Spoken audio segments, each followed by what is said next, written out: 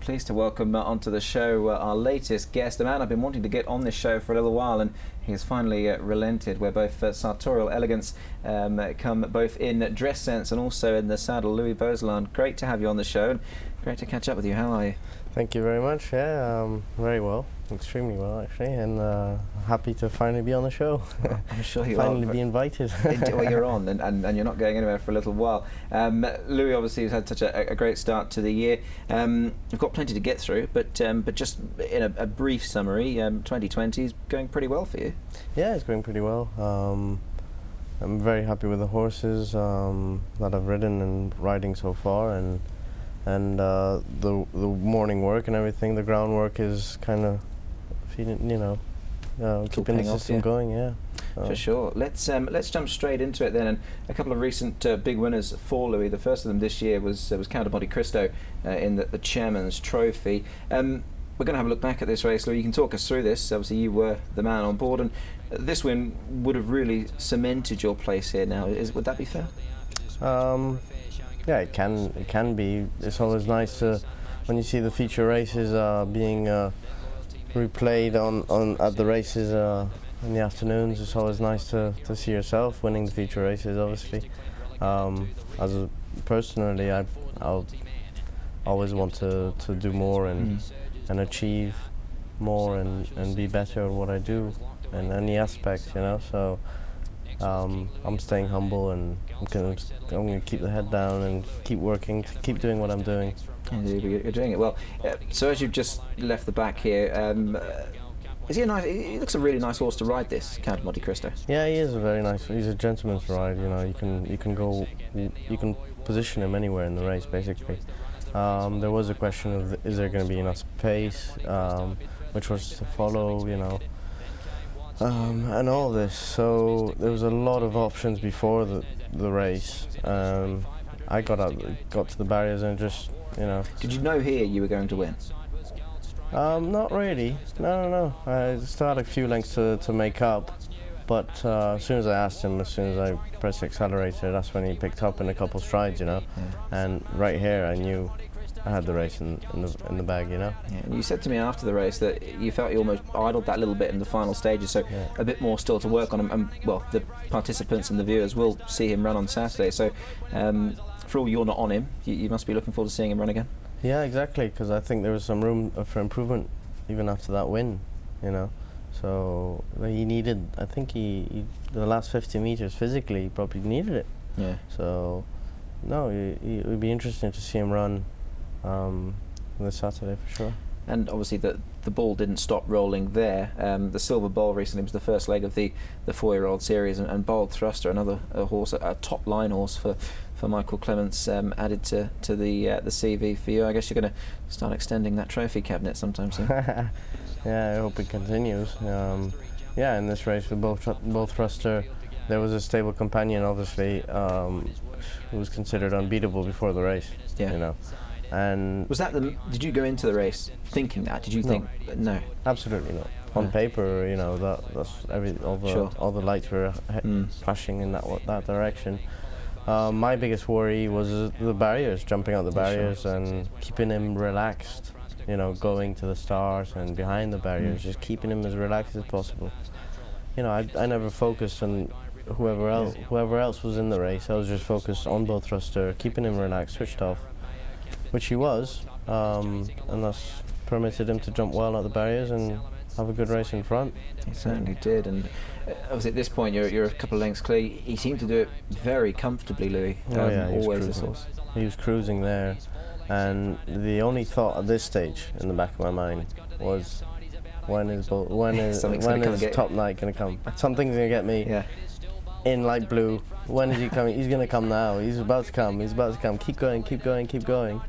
Could you sense how close he was? Oh yeah, I can hear him. Yeah. And I saw him in the corner of my eye right here, and I thought I was begging for that line. Boom, and got it done. And there it was, high fives all round. Another nice prize for you there. So a couple of really good wins here so far in Singapore. That's 2 wins out of your 6 this year, which is great, really. Yeah. No, it's really good. It's just hope it keeps going, and I have to get on the get on the right horses for these feature races, obviously, you know, because these horses are like Top 9, Bow Thruster, Counter Monte Cristo, everyone wants to get on them. That's why my job as a professional is always, you know, is always asking more, because all eyes are on me every weekend of the racing. Yeah, for sure. I can get suspended, of course, you know, and not be there for the feature races. Sure. Or, you know, something can happen wrong in the race and the owners are unhappy and take me off a horse. That's another thing, you know. Us jockeys have a lot of pressure to put up with. We certainly do. Talking of getting on horses, let's go back to the very beginning, because French, yes, by blood, but obviously brought up in the Caribbean, in Barbados. Talk us through racing at Garrison Savannah. It looks very unique, very much unlike this track here. We've got some footage here of the Garrison. What's this place like to ride?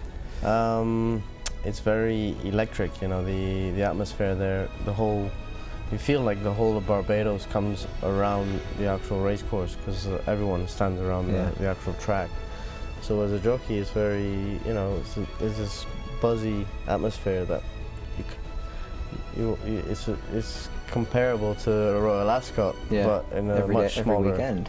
But on a much smaller size. But yeah, it's the same, you know, electric feeling where the whole crowd is cheering, everyone's watching, and it's 6 furlongs the whole way around, so you're always turning, you're always going quick, and keep going. And did you ride many winners back home? Yeah, I rode a few. I can't count them on my hand. I think 21. Okay. 21. And what about the sort of the competition there? I imagine it's quite competitive. Obviously, some good jockeys. You and I were talking earlier on before we started the show that obviously a lot of them go to Canada and different places as well. That have done quite. Patrick Husband's one of them. Yeah, Patrick Husband, John O'Jones, Ricky Walcott. Very good jockeys, you know. They're stylish. I mean, yeah, it's quick racing, you know. So you got to be sharp to ride there. Yeah, so when they go over to Canada and America, they succeed, you know. But I went over the other side of the pond to England. You did, and that leads me on very nicely indeed, because England was where you went over to the UK, obviously, and there was a connection there with one of our greatest trainers, Sir Michael Stout. You went to him. What was that like when you first landed in England and then off to Newmarket? I mean, that was a bit of a baptism for you. Yeah. Honestly, when you arrive in Newmarket, coming from Barbados. How old were you here? I was 16. Wow. My horse was called Imposing. He went over to Australia to run. Did he really? Yeah. And what was this man like to work for? He's got a character, you know. When you give him feedback after the gallops, he'd write everything down on his hand with no pen, which is quite interesting. You know, that's just, you know, a special human being, so intelligent. He'd know all of the pedigrees of every single horse and have a program for every single horse. Extremely patient. So I think I had the best apprenticeship available, working with for me, I consider him as he's a legend. A legend of a horse trainer. For sure. And very patient, extremely patient, which you know, taught me today the patience to have in the racing, which we need for every single horse anywhere in the world. You know, you can't rush everything and expect to become the best. No, indeed. Yeah. And talking of being the best, one of your big wins, or your biggest win in the UK, arguably, was the 2010 Cesarovich. It'll be 10 years this autumn. I'm going to try and make you feel old, but Aim to Prosper for Brian Meehan, a horse that had won it again a couple of years later, ridden by Kieran Fallon, who you were telling me earlier on, obviously was a bit of a mentor to you, along with the likes of Frankie Dettori and Ray Cochrane and a few other people. Yeah, I had the luck. I had the privilege of learning from the best in the world in this profession. You know, I had the choice of going to Canada, but I went to England, where I worked for the best, for me, one of the best trainers in the world. When I arrived there, Kieran Fallon was you know, serving suspension, so he was riding out every morning. He'd drive me to the races, sometimes walk the track with me wherever I'd be going racing. Then I had Frankie Dettori's agent, Ray Cochrane, who used to, really give me feedback and about my races, how to ride, do different things which I learned along the way. And then Frankie, obviously, because we were the only two jockeys under Ray Cochrane's agenting. I'd go racing with him. And so after the races, we'd go back to his house and get on the mechanical horse. He'd give me a few tips on my riding style and everything. And that's what made me today who I am, is all of this: Kieran Fallon, Ray Cochrane, Sir Michael Stout, and also Ryan Moore. Ryan Moore became first jockey for Sir Michael Stout around that period. So, he gave me the right mentality to have with the trainers and with the horses, and basically what to think as a young 17-year-old apprentice arriving in the mecca of horse racing, the best horse racing in the world at that time, and even today with the best horse breeding in the world. So it was really exceptional. Indeed. Regrettably, Louis, we are running out of a little bit of time, but just finally, one final question. Where's Louis Philippe Beuzelin in, say, 5 years and maybe 10 years? Where do you see yourself? Honestly, the first thing I told myself when I arrived here in Singapore was I regretted not to have come here 10 years ago. That's interesting. Because I went to France because it is financially the most interesting for a jockey in Europe. So hence why I went to France, which was very good. Also big learning curve working with good trainers. But the first thing I said was I should have come here so long ago. I love Singapore.